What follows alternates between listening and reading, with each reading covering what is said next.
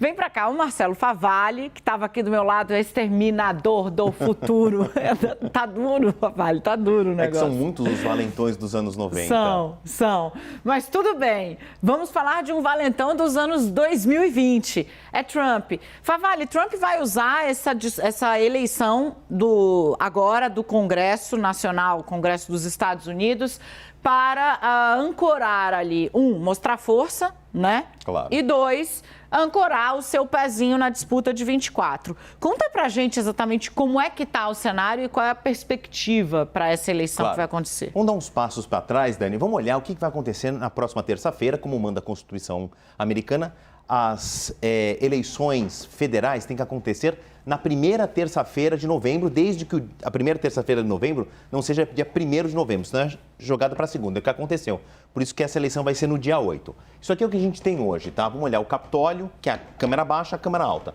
A House of Representatives, o que nós chamaríamos da Câmara dos Deputados. Olha como é que é a composição. Ela é um pouco maior para os azuis, que são os democratas. Eu fiz uma conta aqui rápida, é de 59% contra um pouco perto de 40%. Essas bolinhas aqui são os lugares que estão vagos, porque deputados que morreram durante o mandato, mas ainda tem um peso um pouquinho maior para os democratas. 435 assentos no total e haverá renovação total na próxima terça-feira.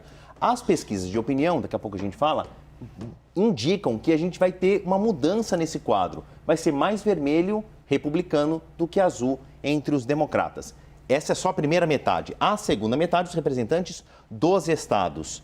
Aqui é muito equilibrado. Aqui nós estamos falando de 60 a 40, um pouquinho menos. Aqui é 50-50, 50-50. Quem que é o voto de Minerva é a Kamala Harris, que é a vice-presidente e não coincidentemente, estou falando algo que está escrito na Constituição americana. Presidente do Senado. Presidente do Senado. Então, ela que dá o voto do Minerva. Aqui tem umas bolinhas também de outras cores. As menores são de 2 senadores que morreram, então são cadeiras vagas. E essas 2 bolinhas de outra cor maiores são independentes. Mas um vota com os democratas e o outro com os republicanos. Então, mesmo com 2 mortes e 2 independentes, o equilíbrio se mantém.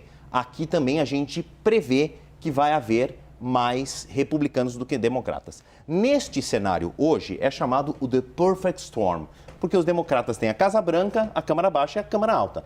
A vida de um presidente americano não é fácil, mas aqui fica menos pior. Se inverter, aí fica pesado. Vamos vir para essa parte aqui entre democratas e republicanos. Tanto que para o Trump, quando você teve a volta da presidente, que hoje segue no comando, a Nancy Pelosi, né, para o comando da Câmara, ele passou a ter alguém todo dia com o microfone e com peso, falando contra. É mais ou menos isso que a gente pode esperar se cumprirem as pesquisas, certo, Favalli? Isso aqui é uma média, tá? Olha os democratas. Então, os americanos perguntados, você vai votar? Vou. Em quem? 47 responderam democratas e 51% republicanos. Existe aqui 4 pontos percentuais que sumiram, são de indecisos ou aqueles que não vão votar. A corrida presidencial ou a corrida legislativa nos Estados Unidos, Dani, é uma corrida de obstáculos. Por quê?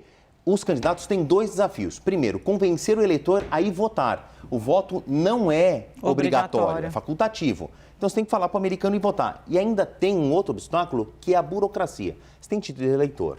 Eu também. Não muda, né? A não ser que você vai mudar de cidade, estado, você vai lá mudar o endereço. Aqui o eleitor americano tem que ir a uma junta eleitoral, o que a gente chamaria aqui de cartório eleitoral, dizendo, eu vou votar, faz um novo registro. O cara tem que ir durante a semana, a pessoa tem que pegar uma fila. 500 folhas de papel. O candidato tem que convencer o eleitor a vencer essa burocracia e ir votar e votar nele. Agora eu vou pedir a segunda tela aqui para a gente entrar no personagem, no I'll Be Back aqui, no nosso exterminador do passado, do futuro, Jesus, como você quiser, né? Também é um valentão dos anos 90, foi presidente agora nos anos, né? Na segunda década. Ele foi valentão e galã, né? Depois, né? Tem uns... O Donald Trump, ele aparecia até no Sex and the City, muito, né? Chegar. Ele constrói a sua vida política, entre aspas, na televisão. Os americanos estavam acostumados a ver a cara do Donald Trump, porque ele era um artista de televisão, sempre foi um magnata, empresário, mas tinha programas, apareceu até na luta livre. Bom, aí ele foi a um discurso, do que pra gente era madrugada de ontem para hoje, em Iowa, apoiar os republicanos que querem cadeiras, tanto na Câmara Baixa como na Câmara Alta, na Câmara dos Deputados como no Senado, e jogou isso aqui, ó. Para nos tornar um país bem-sucedido, seguro e glorioso, é muito, muito, muito provável que eu farei isso de novo. Farei isso de novo é tentar candidatar-me à próxima eleição presidencial, que, como a Heloísa falou e a Dani destacou, é só daqui 2 anos. Aqui a gente chama, na política, e a Dani sabe isso muito melhor do que eu, que é o balão de ensaio, né? Você joga para a claque, ali ele foi ovacionado, aplaudido de pé, porque ele estava entre seus pares, mas ele está sentindo. Será que ele tem ainda tablado dentro do Partido Republicano? Nos Estados Unidos não existe nada na Constituição que diga que você tem que ser republicano ou democrata. Qualquer cidadão nato nos Estados Unidos pode concorrer à presidência. Então ele pode, inclusive, entrar para a história sendo um candidato que perdeu e voltou numa outra eleição e também pode entrar para a história como um candidato independente a concorrer à Casa Branca. E para a gente encerrar, olha isso aqui. Por que ele joga isso aqui para a torcida no balão de ensaio? Olha a situação do seu rival, Joe Biden, atual presidente. O último índice de aprovação e desaprovação do presidente agora nos Estados Unidos, publicado no dia 1º/11. Desaprovação, recorde, 55% dos americanos não gostam de Joe Biden. Aprovação de 40% e 5% não quiseram responder. Ou seja, os democratas vão para uma eleição dificílima, que já seria difícil se tivesse tudo certo, porque a gente percebe que a coisa lá é muito acirrada mesmo. Com o Joe Biden nessa situação, o negócio vai ficar ainda mais difícil. Uma última frase, o eleitor vota com o bolso e a situação do eleitor médio, do americano médio, não está nada fácil. Alta de inflação, alta de taxa de juros, poder de consumo caindo cada vez mais e aí os dois vão jogar com esse componente muito importante na equação.